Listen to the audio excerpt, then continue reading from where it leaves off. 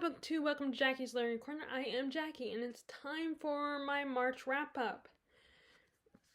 So I was going to do like 2 bi-monthly wrap-ups, but I had trouble last time with filming. So I'm just going to do the, monthly wrap-ups like always. Now some of these books I don't have a physical copy to show you, so because one of them was a audiobook from Libby, which, by the way, I'm a little annoyed because I got the sequel. It is the first book in a trilogy, and I tried to get the sequel of Libby, and then it kept the time frame until how long it would be until I got it kept, like, instead of going like less amount of time, it kept going to more time and more weeks. And then this morning, I look and it turns out, oh, they don't have the copy anymore. So that kind of annoyed me a little bit. And I'm not going to be going, and you guys know I don't go physically to the library anymore because I'm trying to prioritize my own books that I buy and own. And then, I don't feel, and I don't normally like to just and I don't have, like, Libby is my only audiobook format, although my mom did subscribe to Audible for a little while because there was an audiobook she wanted to listen to, but then she unsubscribed because, of course, we don't want to pay the subscription, we don't want to have to worry about a subscription fee, so it's like, it's not that important to have Audible, and so I don't want it makes sense for me to get, to buy the second book, when I've already read the first book. And because, I enjoyed the story, but I don't love it that much that I want to buy, it for $20. And it's not at my used bookstore. I've never seen it there before. So I guess I'm not going to be able to continue that series unless it shows up again on Libby, which I don't know why. I don't know why it disappeared on me all of a sudden, because they had a copy of it. But then all of a sudden it's not there anymore. They kept telling me that it was, first thing were it would go down to less weeks, and then all of a sudden it went back up to 20 weeks. It would be 18, it was 16, then it went back up to 18 weeks, and then went back up to 20 weeks. So it didn't make any sense whatsoever. So I guess for now I will not be finishing that trilogy. At least it's not like I listened to the first one, and then I listened to the second one, and then I lose access to the third one, because then that would really annoy me, because at least with this one, I just listened to the first one, and yes, at the time I wanted to continue, but at the end of the, it won't be, even if I don't continue, it's fine, for now anyway, because it's not like I have to find out what happens next, but yeah, it still annoyed me that they, it's like, what just happened? I'm very confused by that, and I don't know. But anyway, so, I won't have a physical copy of that particular book. And then there's another one where I had not intended to do this, but I ended up, because I had been wanting to donate, the Lycanus trilogy to Givens so that they could have more fantasy books and a bigger fantasy collection. So I was, eager to, okay, now that I have read it and I've enjoyed it and everything, I want to share it with other people. So I'm gonna, and I forgot that I read, to talk about it in my wrap up. So I already gave it away, so I don't have a copy of that book either, that whole trilogy anymore, because I already donated it to Givens. So that one I won't be able to show you guys either. In fact, actually, since I'm thinking about it, let me just talk about those first. So the first one, the one I got off of Libby, the audiobook I listened to, was Legendborn by Tracy Deonn. This is a young adult, series, a trilogy. And our main character, Bree, I cannot remember her last name. And so the book starts with, her mom had just, and it was in a car accident, and it's been a few weeks, and she's very much still grieving and is really struggling and kind of cut herself off from, her best friend and her dad. I mean, she still spends time with them and is still there, but she's not emotionally there. And she is really struggling being around her dad and being in her old home where her mom, that has all the memories of her mom. So she decides to take up that she had gotten offered to go to Chapel Hill and attend classes there to get the college experience. And it takes place in North Carolina, by the way. And her mom at the time, that was the last conversation they had where they were fighting about that because her mom didn't want to let her go because her mom holds very tight to her and is very much worried about her going to that on her own. And because she can't deal with the fact that her mom has died and the guilt and the hurt and all this anger and rage and being around her dad and all these memories, she decides to go ahead and do it, even though it was against her mom's wishes. And during a college party that she and her friend attended, which I think was a legal one if I remember correctly, she witnesses a demon attack. And, of course, at the time, she doesn't know what it is, and someone ends up trying to erase her memory of that attack. But for some reason, it does not fully work. She remembers it the next day and is freaking out. And then later that day, she starts having memories of the night her mom got into the car accident and realized someone had altered her memory back then. So she starts to suspect that something is, there might be foul play and her mom might have been murdered. Or at least set up to be in that accident. And she ends up finding out also that her mom might be connected to this secret organization at the campus of people that represent the Knights. Arthur, the legend, are based off of the legend of Arthur and the Knights of the Round Table. And she ends up in headmaster of the school, who's letting her in this program at the campus, offers to, instead of decides to give her another chance by asking this older boy to kind of help her keep her on the straight and narrow and get her act together and not get into trouble. This older boy, Nick. And she finds out Nick is part of this group, and she convinces him to let her infiltrate this group so that maybe if her mom is connected to them, she can find the answers.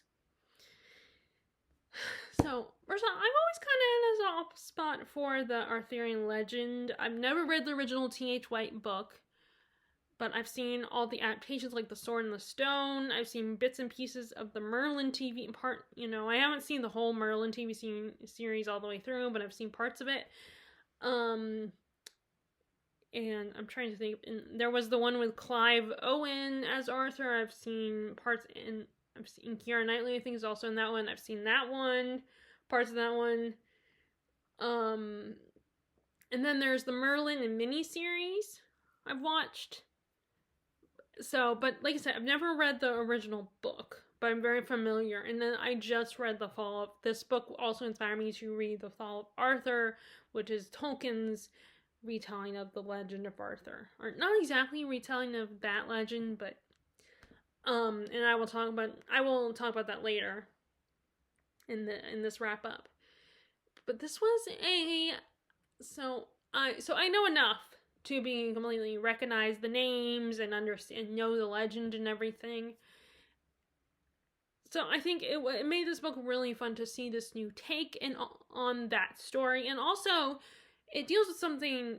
Also includes something that I think is very important that that sadly is still relevant today, which is the racism issue that is involved in this story as well, because our main character Bree is a black girl, and this secret society is full of a bunch of white kids, and when she gets to the campus, it seems like she's the only, there's not as many black students on this campus.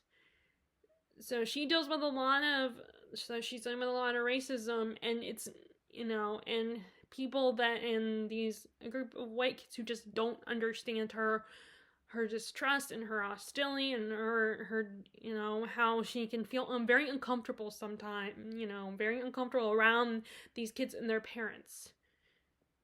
And often, like, there was a scene where she met some of the parents of some of the kids during a function, and they are very, like, there's one particular parent who is very, comes to very, like, casual racism acting, and it gets very awkward and uncomfortable and kind of very much annoys Bree in that scene. So I think, I think that was good that we had this.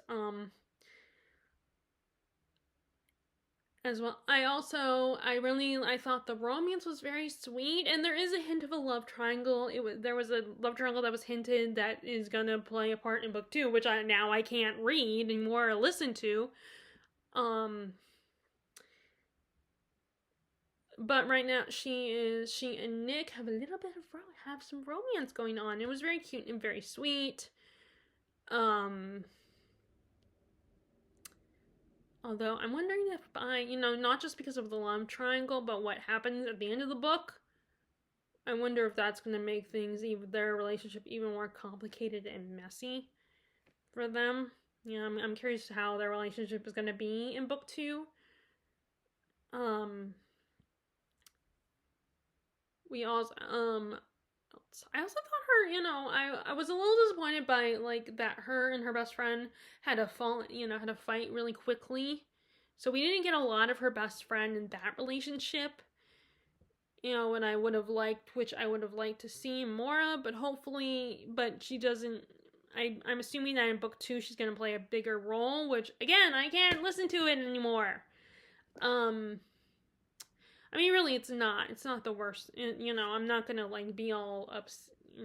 I'm annoyed right now, but I'll, won't think about it after a while. But the best friend, between her and her best friend, whose name I forgot, by the way, that's why I keep calling her the best friend, it was really sweet, and, but I also was kind of a little annoyed with her best friend. I mean, I understand where she was coming from, that she was, Bree is very smart. And you get the impression that Bree doesn't have to work too hard to do well in school, but her best friend does. And she was being very reckless and, pushing, freezing her friend out a little bit, not completely, but just kind of pushing her away a little bit and not talking to her. Like, their biggest problem was they weren't communicating. And the fact that her friend just didn't understand what Bree was going through. She didn't understand that Bree was very emotional and is trying to push people away and trying to act like she's fine. And she's still very much grieving because her mom just died. And the last conversation her mom had was a fight. And Bree's very much struggling with this. And her friend just doesn't understand that.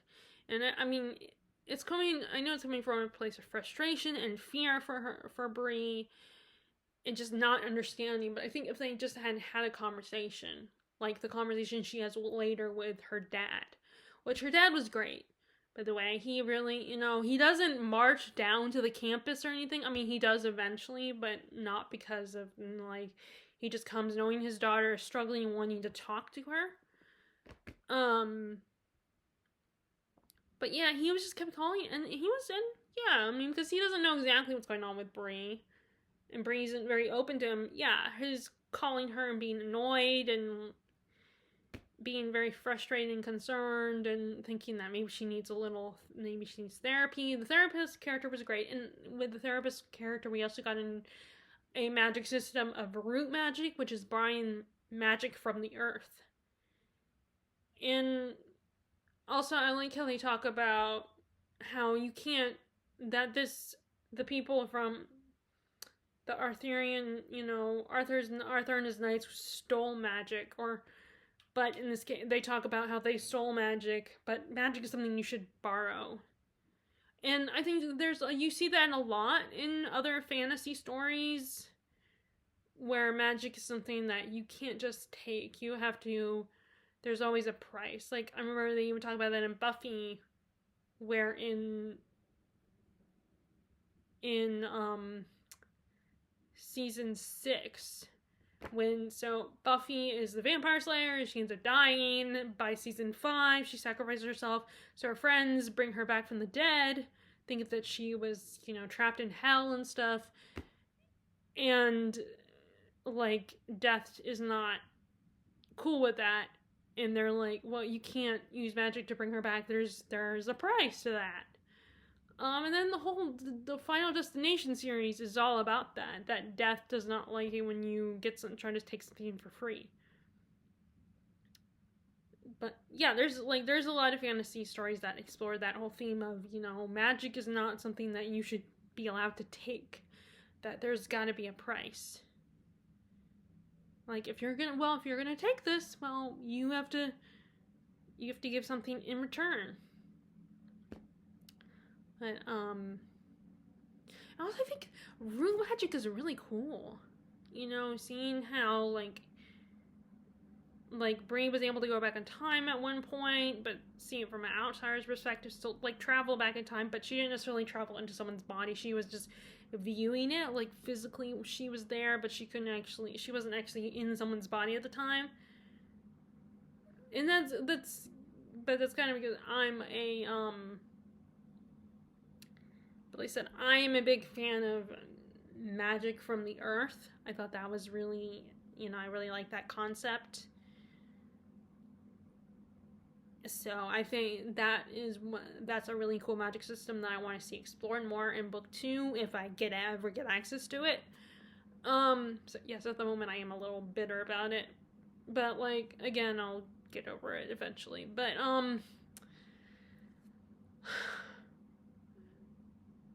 what else? I don't know. I thought it was really fun.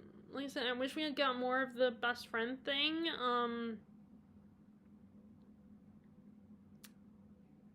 And again, the magic systems were really cool in this book, and I do agree with a lot of reviewers that I don't understand why she was 16. Like, why, if they were going to set it at a college campus, why didn't they make her at least 17 or 18? It doesn't make any sense.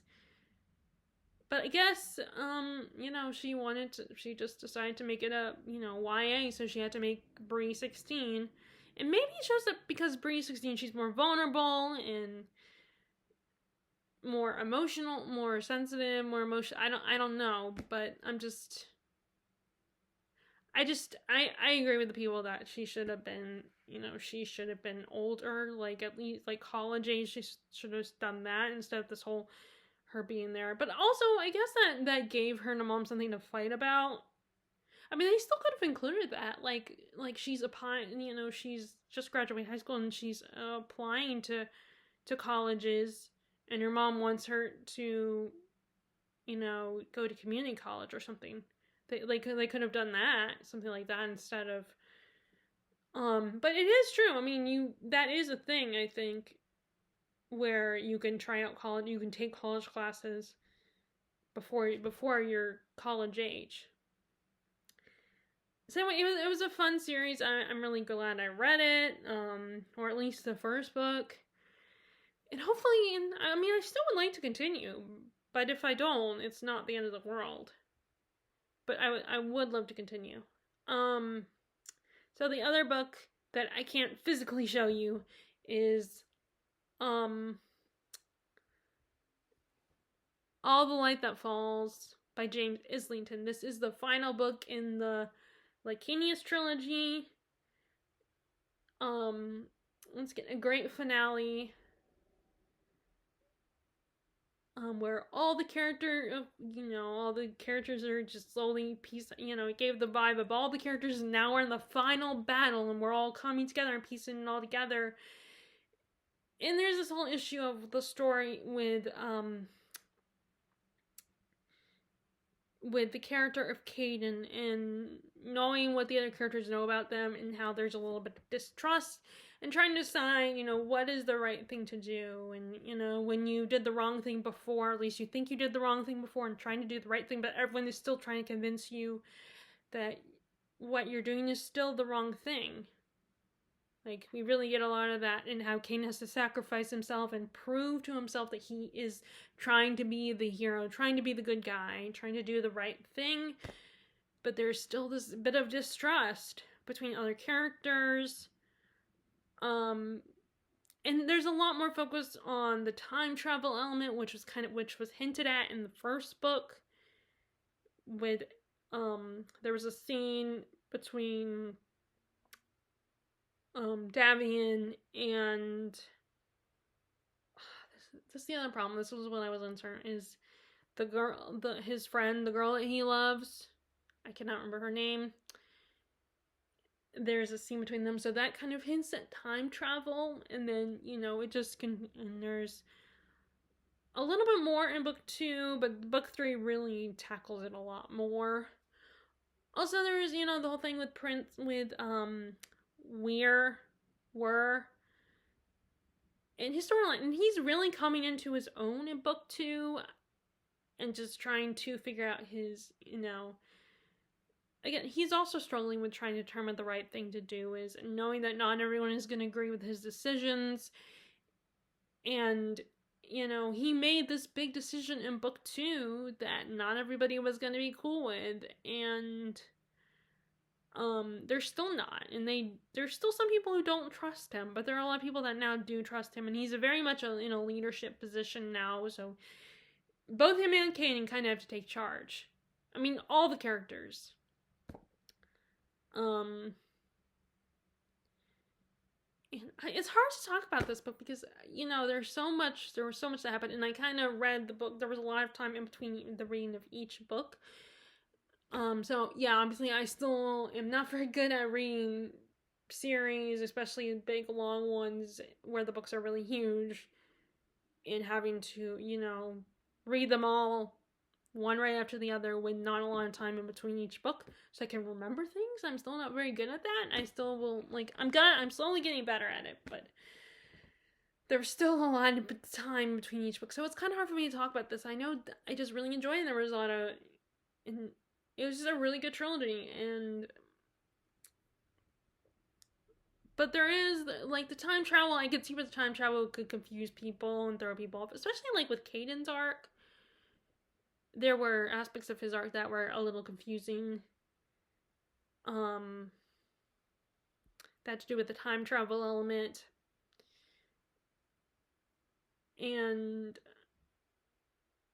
there was really no character. I mean, there were some characters that got killed off early in this book that I was kind of sad that they got killed off, and I would have loved to have a little bit more time with them and have some time with them in this book, in the third book.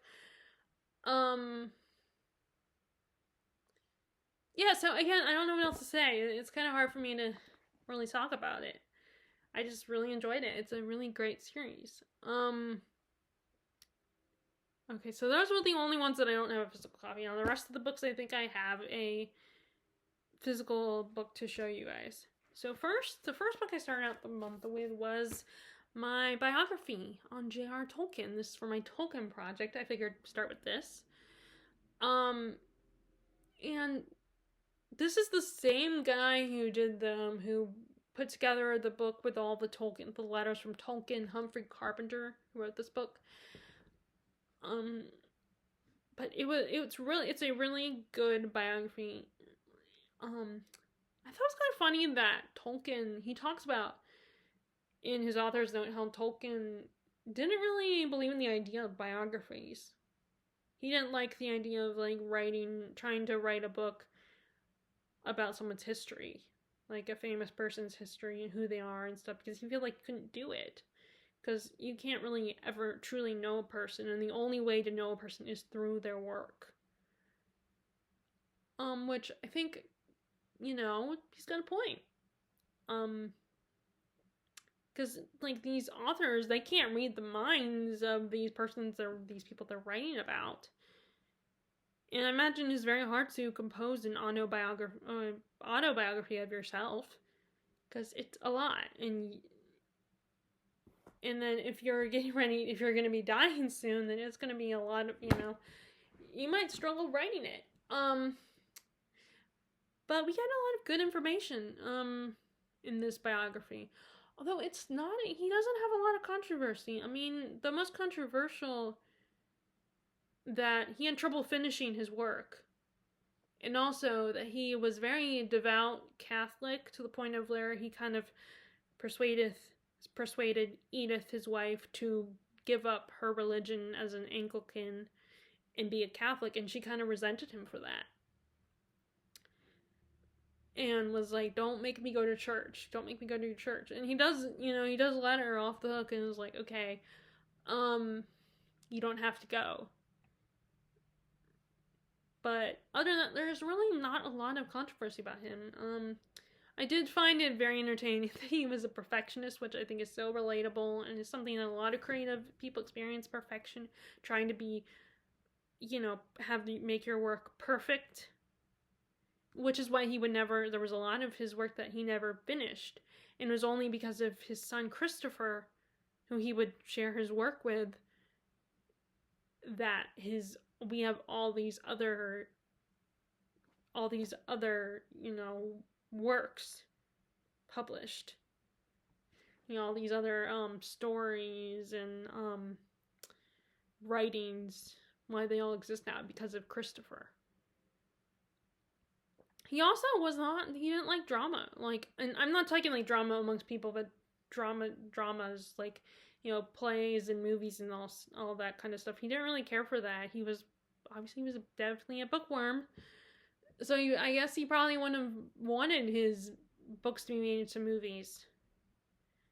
So I thought that was another fun little, another little tidbit. So that, the only other thing is he might be come off as a little snobby, in my opinion. I do think, I also like that he was a very much, the book talks about his writing process, and how he really Icelandic literature and, the Vikings, everything he was very fascinated with that and really wanted to learn more about that. And as I mentioned earlier in the video, he did write his own version of Arthur's story, but more of the aftermath, and probably, of the whole Arthur and Guinevere and her cheating on him with Lancelot and all that. And this one is more about how Arthur, after the aftermath of all that. And there's kind of more of a historical spin on it rather than a magic spin. There's not any magic in The Fall of Arthur. It's more just these characters contemplating their situation and getting ready to fight. And it does talk about, and I think, or I might be thinking about in The Fall of Arthur, where they talk about specifically what inspired The Fall of Arthur. And also, I thought his relationship with Edith was very sweet. In the behind-the-scenes documentaries on Return of the King, they do talk about that, so I knew a little bit about that, about his relationship with Edith, and how because both his parents died, sadly. His dad died before he could really get to know him. And then his mom died much later, and so he was raised by this priest, kind of was his guardian, and he didn't approve of him getting distracted by Edith. He didn't want them to, run away together. He wanted, Tolkien to finish school and everything. And so Tolkien, it wasn't until his midnight, right before his 21st birthday, he contacted her and was like, okay, we're ready. Let's get together and all that. And which, it's kind of, you do find out, there's a chapter on it, turns out that before they got back together, she had kind of moved on. She had decided to be with she became engaged to someone else. Which I did not know that. I don't think that behind the scenes documentary talked about that. So it was kind of like a movie. It was kind of like a drama, their relationship, something like a really epic romance. But I did really like hearing about their lives. They had a very cozy life. I feel like, Although sadly Edith wasn't always happy. I can relate to her, the fact that she was very shy and just wasn't a social butterfly. Really struggled with that. It wasn't until later in life when they were living in the equivalent to Florida.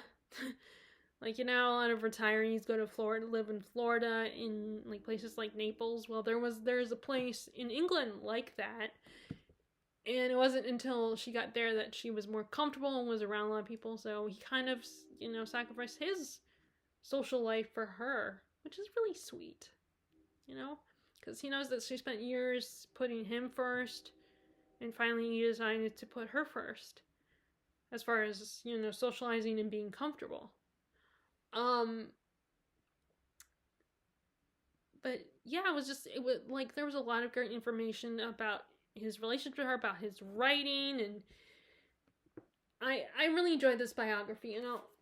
This really deep dive into who Tolkien was as a person and what his life was like. And of course, the author was still like, he was going by the letters that this other book, that book, the letters from Tolkien. I think he was going by that, to get his information on Tolkien's history and who Tolkien, about his life and everything. But yeah, definitely, if you have not read this and you are a Lord of the Rings fan, and have to check this out. This is very interesting. A very interesting take on, really entertaining biography. Okay, so next this one was a very quick read, an essay. I did not realize it was an essay, and I also did not realize how short it was. So I got it for Christmas and looked at it, and this is The Indolence of a Filipino by Jose Rizal. And this is an essay he wrote on why Filipinos are considered indolent. Like, and just a really deep dive into their identity and how for the longest time they kind of they were colonized 3 times, and basically they lost all their other languages except for Tagalog, and how they just became but they got to the point where it's like, oh well, these are the people have taken us over and we've lost our identity. So very much explores that, the loss of identity, how these people lost their identity. They became very submissive to these other countries that have taken them over, and they're just kind of they've suffered so much and worked so hard that it's almost like, they kind of give up trying to hold on to their identity as a country, as a territory, and just submitted. It makes me really sad that they've what they've lost. But it was a really good essay, and I think if you want to really understand the Filipino and understand their history, this is, if you read A History of the Philippines by Luis, I can't remember his last name, and this might be something to check out too, and also a good way to get inside Jose Rizal's head. I also want to, at some point, I want to read the sequel to Touch Me Not as well. I don't know when, but I'm hoping to get to it soon. But anyway, this was a really great essay, very informative and maybe kind of emotional.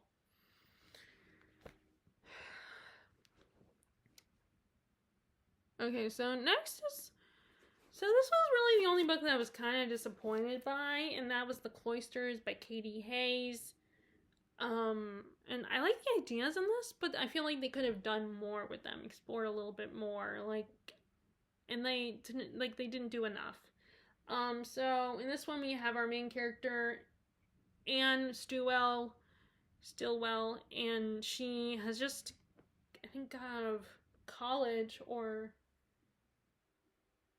and she's hoping to get a job working at the Metropolitan Museum, the Met. But it turns out that once she's leaving home for the first time, and her mom isn't like is really struggling, doesn't want her to leave. And especially since her dad has just died. And but she ends up going because she can't be around her mom. And when she gets there, it turns out that the program that they hired her for, the guy who runs it has left. So she ends up losing that opportunity. But a professor from that college is like, we need another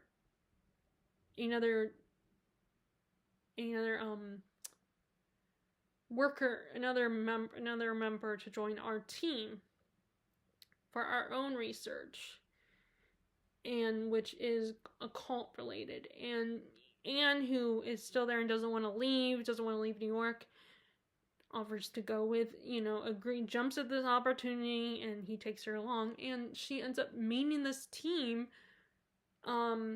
this professor and this woman named Rachel, who's like the shining, like everyone, she's that girl that everyone talks about. There's so much mystery and intrigue about this girl, Rachel. And she also meets the gardener, whose name escapes me at the moment. And there's something about him as well. And she gets involved, and they are basically researching tarot and how there was a time that people had believed in tarot and were very believed in prophecy and clairvoyancy, and they're trying to determine, learn about the history of it. And there's this whole question of, is it real or not? Like, do you leave your fate to these cards, or do you just, like, can these tarot cards really predict your fate? Or is it just a bunch of bullshit, and only you as a person give it power, and you make your own fate? And it's really very much a question about that. So and they do, like, but here's the problem though. I feel like in the story, like, yes, it's still part of the story, this question of who makes your fate. Do you, or can these tarot cards really predict it? But I feel like they didn't really get into it that much. They did not spend as much time with that as I would have liked. It was more focused on her relationship with these three people and how she gets caught up in their web, their crazy relationship and relationship dynamic. It was a lot more focused on that. And, like, I mean, not that her relationship with Rachel was very interesting, but they didn't do anything, but at the same time, they didn't really do anything new with it. It felt very familiar. Like, this book reminded me of, like, Sweet Bitter, in the main character's relationship with the people in that. And that also took place in New York. It felt like just another dark academia story. They were dealing with tarot cards this time. Like, all the other dark academia books each had their own thing that their story was dealing with and trying to explore. But, like, other than that, it didn't really do anything new with that kind of stuff. Like we still have that complicated relationship with characters, and there's a little bit of that, oh, maybe these characters are actually gay, or at least bisexual, and explored that, which we see that in all these other dark academia stories, where it's either heterosexual relationship or relationship between, or homosexual relationships. So it wasn't anything different. Like, it had so much potential, but it didn't fulfill that potential. It just did basically no different. I mean, it is a debut, and so maybe the Katie Hayes was struggling a little bit coming up with something new and getting creative with it. And there was a lot of elements that you see in all these other dark academia stories that wasn't any different than, I did find that I did enjoy the setting and the idea of tarot cards, which I wish they had explored more of that and more focused on that. That's what I was expecting. Like, when I read the back description, I was expecting to kind of, maybe it was a magical realism, or that they would talk about that more, which they do a little bit. They do a little bit talk about that with our main character, with Anne, and trying to decide, does she believe in the tarot cards or not? what was fate, like what happened with her dad, was that fate? There, and you do get that backstory of that, what happened with her dad. You do learn about that, and that she might be more responsible, or at least she feels like she's responsible. But I feel like, but again, they didn't do it enough.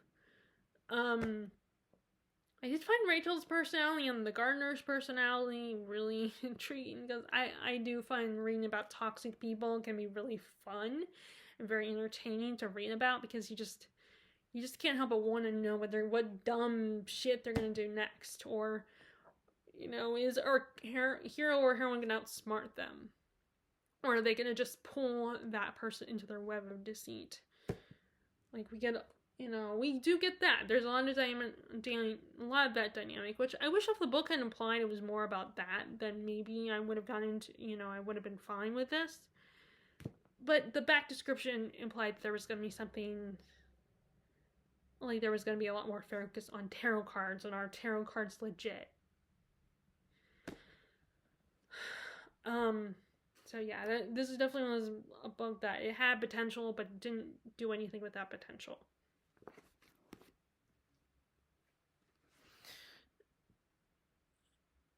Okay, so here we're talking about the Fall of Arthur.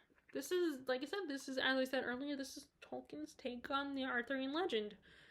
And it takes place after, Guinevere and Lancelot have their affair and everything, and, like, he comes back from trying to search for the Holy Grail and everything. And it kind of focuses on more the history that probably inspired the Arthurian legend. Like, it focuses more on the war and stuff, and these characters are trying to contemplate after the aftermath of the events, and trying to decide what's next, and the tragedy of all that. So there's a lot more focus on Mordred, and there's completely different take on Guinevere and on Mordred and their relationship. They have more of a relationship in this book than what I've seen in previous incarnations of this story. Now it is, unfortunately, like I said, Tolkien's perfectionism got in the way, and he never finished this. So it's really only, the whole poem only encompasses a small portion of this book. The rest of it is Christopher discussing the contents of the book and talking about what inspired this book, this poem, and how it relates to other takes on the Arthur legend in the history, and maybe what his father was thinking, like what was on his father's mind at the time when he was working on it, and what he might have done if he had finished it. Like, there's a section all on that. And there's a section on Scandinavian, words and stuff like that. So it was really cool to see a different take on the Arthurian legend that was more historical, kind of like the Clive Owen version of Arthur's story, which I think that was a little more historically accurate. It was really a beautiful epic poem. There, Tolkien just has a way with words, I feel like, and it was kind of cool to find out what he might have done next, and what inspired him for this poem. It's really, again, this is another one that's kind of hard to talk about, because, like I said, there isn't a lot of the poem. Like, it's unfinished. But I appreciate having read this, because, like I said, I want to read everything by Tolkien. I want to consume everything that he's ever worked on.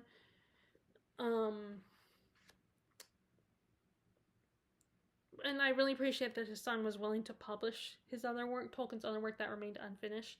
And I know there are people that kind of are iffy about that kind of thing, but I think in this case, I don't think Tolkien was anti, getting his work. I don't think, because there's always the question of, did these authors really want their work published? Or was this just something for themselves? Or did they, as they wrote it, change their mind and decide, I don't want it to be published? I think in this case, Tolkien would have wanted, at least I think so, maybe I'm wrong, but I mean, because I would trust if he figured his dad didn't want this work published, he wouldn't have published it. But then, of course, there's always the whole possibility of it's a money thing.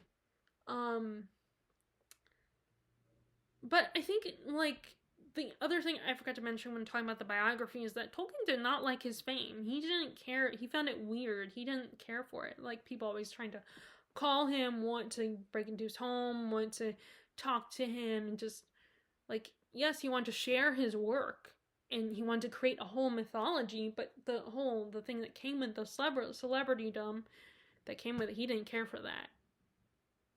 So, which I think he wouldn't be able to handle today's celebrity culture.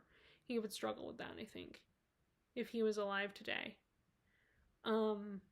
Especially with, like, Twitter and other social media feeds. I think that might scare him a little bit, and he probably wouldn't want to have a Twitter account. Like, he might be pressured by his agent to have a Twitter account, but I don't think he would want, or, like, have a Facebook account or some kind of social media presence. I don't think he would like that. But then his kids could probably help him with it. But yeah, so which I thought that was kind of like reading about that, how he didn't like that that fame and stuff. And first, I kind of felt bad for him because he wanted to just be left alone. But I think he still wanted to share his world, so he wanted to create this mythology. So I think he would have wanted to share it, just share it without having to deal with the pressures of the fame. But that's almost impossible, I think. But yeah, this I liked. I enjoyed his take. I thought this was really good.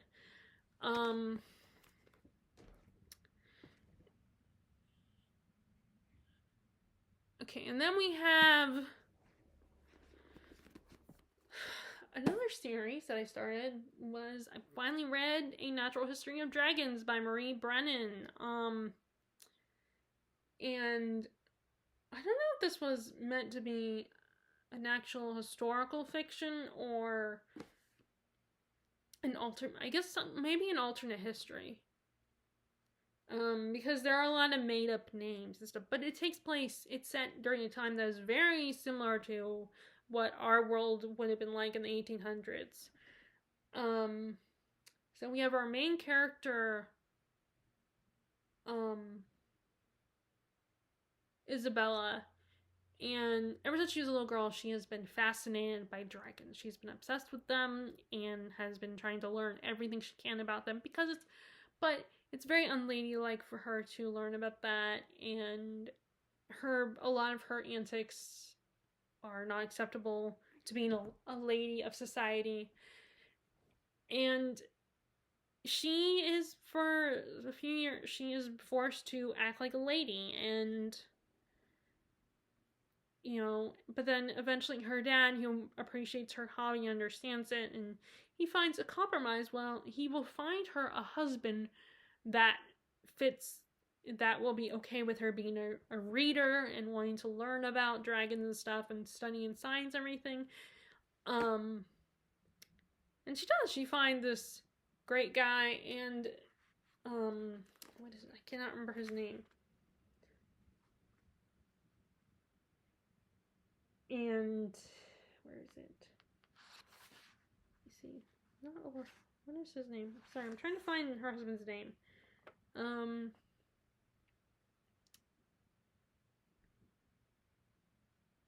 She finds this. She ends up her dad. She finds this great guy. And they get married. And so one of the few girls that she makes friends with, her grandfather also studies dragons. And he's going on this expedition, and at first her priority is getting her husband to go on this expedition so that he will tell her all about it. But then she realizes that deep down she actually wants to go herself, so she persuades her husband to let her go along. And it's a rough trip at first, because the people of this village where they're studying dragons aren't too welcoming of these colonists. And there is this disease going on that is making the dragons feral and wild and killing them. And they decide to, because they not only want to study dragons, but they promise to figure out what's going on and stop these dragons from eating people. So this was a really fun, like, what I, at the time when I first read it, I thought was boring. I actually really like this time around. That very much reads like old English, when a book of that time period. And the idea of dragons being like not just any other animal that you're studying and trying to understand through science. I think that's a really cool concept to, read about and explore. And the idea, and it also implies that in this world dragons are real. They're actual real living breathing creatures. So if you don't like the idea of dragons getting killed, there is a little bit of that in this story. I don't know. I'm assuming it might be later on in the series as well. I also like the idea of it being like it's a memoir, like it's written like a memoir. So, Isabella's talking to us, looking back on her past, on her past. So there's a little sense of, well, I was young then. I was young and stupid, and reckless back then. Like there's a lot of that going on where she's, was trying to apologize for her behavior back then, but saying that, that's how I was back then. Can't change it. There's a little bit of that. And I do, and it is a little slow going, but that's, it is a memoir, and like I said, she talks to the reader a lot. She addresses the reader a lot, and we do have a little bit of, and of course it shows that the colonists being ignorant of another culture's behavior and how this other culture, these natives, don't appreciate them and their actions, so there's some, antagonism between them, and Isabella tries to make up for that, and she does, like, she acknowledges it now and realizes, I screwed up back then. Again, there's all of that, I was young back then. I was young, reckless, impulsive, and, I regret it now, and I'm doing better, and I've done better in other expeditions. It is a little bit of a bittersweet ending, I will say, but yeah, this was really a really fun story. I don't have any serious problems with it. It's really hard because, I remember people saying you can't like every book you read. I remember, like, and it's like, so far, I always pick books that I want to read, that I enjoy. I mean, it's very rare me to find a book that I just absolutely hated. Back, the worst you're gonna get, a worst review you're gonna get from me is a 3-star. And I wouldn't call this 3 stars, but, that's the most you're gonna get if I end up not liking a book. And like I said, Cloisters was one of those books that is a 3-star read, where it had some good stuff, but I was also disappointed in it. But yeah, this was really cool. Like I said, it's slow. It's the only thing I would say. It's a slow book, and but it's also very action-packed. It's very exciting, and it kind of takes, like, if you're not a big fan of classics because they're slow, even though yes, this one is slow at times, it's not slow too much, and I think it does, like a lot of books that do this where it's written like an old book, they tweak it enough so that you can still, modern audiences, modern readers can enjoy it, but still get the same vibes of an older book.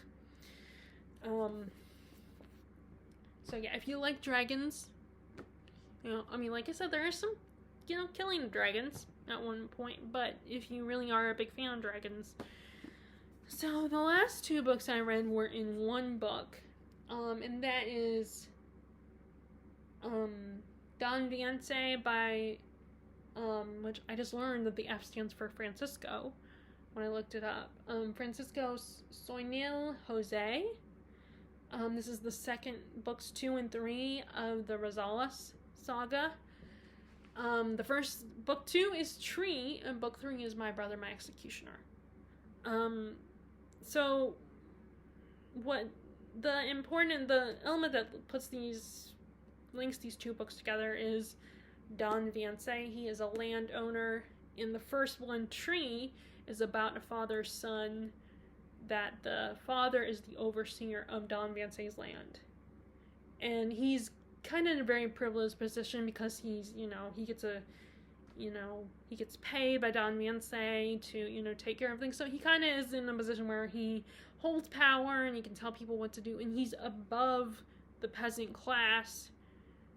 But he's still seen as, you were one of us at one time. But he's kind of become it forces him to be different. To be a lot harder and colder to his former family and friends in Rosales. And he's trying to be a good overseer and take care of his boss and his boss who pays him. So he won't be dirt poor and he can take care of his son. And his son is kind of struggling because he's caught between wanting to be loyal to the rest of the family and feeling bad for the rest of the family, and not necessarily liking how the kind of person his father has become, but then he also respects his father and loves his father, and he wants to be loyal to him, and he, trying to understand where his father's coming from, and why his father is being the way he is, why he has become this person. And he's trying not to be like his father either, but he's kind of struggling, and there's still that barrier between them and the rest of the people of Rosales. And it's all, and it's a very interesting, very sad dynamic, a very sad story. And so is book 3, which is, book 3 is focused on the son of Don Vance, but his mom was a peasant. We get his name. I don't think we ever got the name of the boy in Tree, but the boy in the young man in, because he's actually older, he's like college age, going into early adulthood age, Luis, and he was living with his mother and his half brother and grandfather in their little peasant cottage. And then when he is like, I guess a pre-teen age, I think, Don Vance is like, I'm come to take my son. And his mom kind of forces him to leave, even though he doesn't want to leave. It's like, I want to stay here with you and my brother Victor and my grandfather. And but he ends up going because his mom insists, because he will have a better life. And Don Vance sends him away to college and wants him to get married someday and have his own children, so that Don Vance will have his legacy will continue.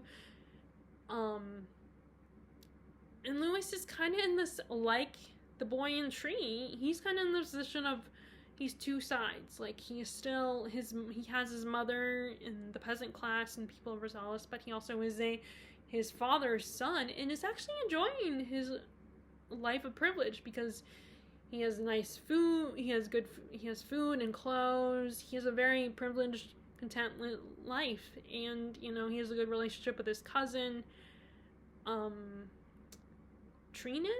I never figure out how to say her name. Treenan. And his father's kind of pressuring him to marry her, because it's one of these things where we want to continue the bloodline, so maybe you should just marry your cousin. But he also gets a job right now out of school, he gets a job as a journalist, so he can put out, write about what's going on in his birth town and the struggles the people are going through, and also write his poetry. He is a poet. But he is working, the guy who owns this newspaper that he works for is from another rich family, and so his dad Don Vance does not completely trust this guy, and thinks he is the corrupt one. But Luis likes his job, and he feels like his dad doesn't see that he needs to write about these people. But his dad's like, it's the peasants' own fault. Their life is the way it is. I worked hard. I earned my living. So it's kind of one of those things where it's the poor versus the rich. And the idea of, this rich person that, like, the question of, did these like very like he just is completely oblivious to the struggle of the people, and just in his mind he has worked hard. He isn't like some king who's just, been given this, which in a way Louis was given this, but he has worked his land. But unfortunately, at the expense of this peasant class, they're the ones working while he's staying in his nice cushy home. So Louis is kind of, straddling those two lines. But his family, his brother, his half brother Victor is now like a, let me see, what does it say?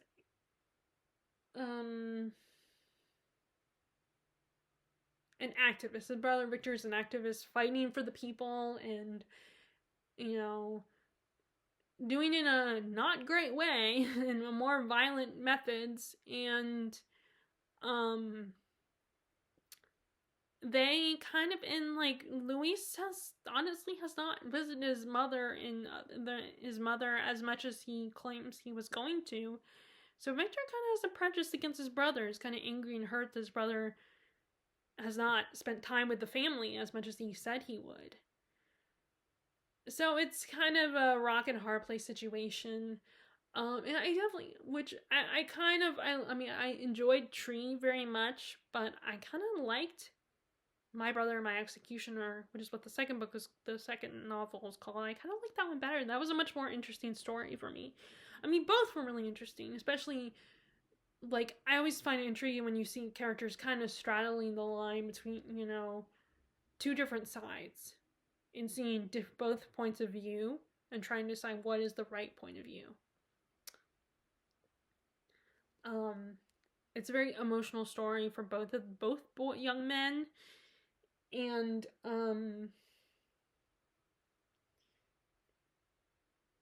also seeing the struggle that they go through, and you can kind of understand where the temptation to enjoy a cushy life, a life where you have food and clothes and stuff like that, and you're very privileged, but it's like, what do you do if you also have that other side of you that is connected to the peasant class? Do you, like, the struggle with trying not to abandon them, and how you don't want to feel guilty about your cushy life that you have, but it's like you look at these people and like, do I have a right to this? It's definitely understandable, like, conflict that people can have, where do I have to apologize for liking this nice life that I have now? But do I have a right to abandon these people because this is part of who I am too? That's the conflict, especially Luis has. Not so much the boy in Tree, but there is a little bit of it because his father is the boy in Tree. His father is the overseer, so they have a lot of cushy life too. But both stories are kind of bittersweet. They have very bittersweet endings. So those are the last two books I read. So these are the books I read in March, including, Legendborn, which I listened to. No, I didn't physically read it, but I did listen to it, and all the Light That Falls. It was a great reading month in March. I really enjoyed it. Like I said, currently I am reading The Three Musketeers and Dombey and Son. I think I might start reading The Princess of Ireland by Rutherford, and I knew at some point this month I want to start reading The Bee Sting and Monsoon Mansion. Monsoon Mansion will be the next Filipino literature I want to read. It's a memoir. And then the next book for the Tolkien Project I want to read is what's it called? What is it? Oh, dang, I just had it. It just, seriously, I had, Baron Luthien. that's my next. That is a love story, and I know that I've watched videos on what people recommend you read, the order they recommend you read Tolkien's work, and they say next you should read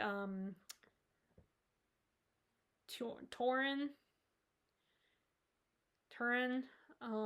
But I think I might read Beren and Luthien because because it's a romance. Romance feels like a spring type reading that is an epic romance. So I feel like that would be more of a spring book rather than the other one. But I don't know why I'm curious why they recommend the reading order that they do. But I think it's fine. I think it's fine. I don't think it's gonna. At least I haven't read it, so I don't know. Maybe it will, but I think it will be fine if I read Beren and Luthien first. And I do have the other one anyway, so I can read that whenever I want. But like I said, Beren and Luthien feels more like a spring reading because it is a romance. I feel like romance is a spring thing. Anyway, so that is my wrap up for March. As always, I would love to know what you read in March. And I hope you are enjoying your reading right now, and I will talk to you all later. All right, bye.